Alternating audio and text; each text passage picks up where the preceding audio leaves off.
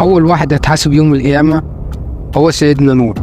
بعد ما تموت كل الكائنات وملك الموت يقبض روحه، ربنا هيقول لمن الملك اليوم، فمحدش هيرد، وللواحد القهار.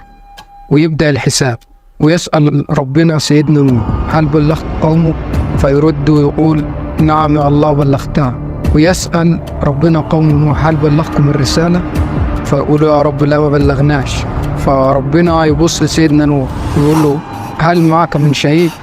فيرد ويقول نعم محمد وأمته. فربنا هيقول صدق محمد وصدقت أمته، ادخلوا القوم الظالمين إلى النار.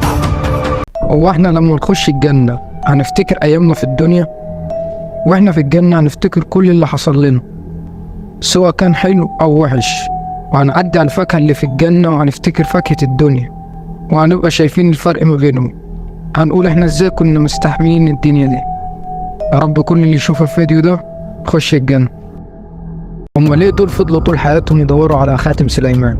لأنهم عايزين يحكموا العالم، بيتحكموا في الجن والطيور وتحريك الرياح والغيوم، وكل ده يقدروا يعملوه بالخاتم. وخاتم سليمان موجود في العراق، وتحديدا منطقة ميسان، لكن الخاتم ده محمي من الجن والطيور والتعابين، محدش يقدر يوصل. هو مين وسوس لإبليس يعصي ربنا؟ ده كان أول شيطان ربنا خلقه. اللي وسوس لإبليس هو نفسه، لأن النفس أمارة بالسوء، خلت عزازيل اللي كان بيعبد ربنا أكتر من الملائكة يعصي ربنا ويبقى إبليس. عشان كده احنا بنعمل ذنوب في رمضان بالرغم إن مفيش شياطين في الشهر ده. إن الإنسان هو اللي بيوسوس لنفسه، وأكبر عدو لنفسك هو أنت.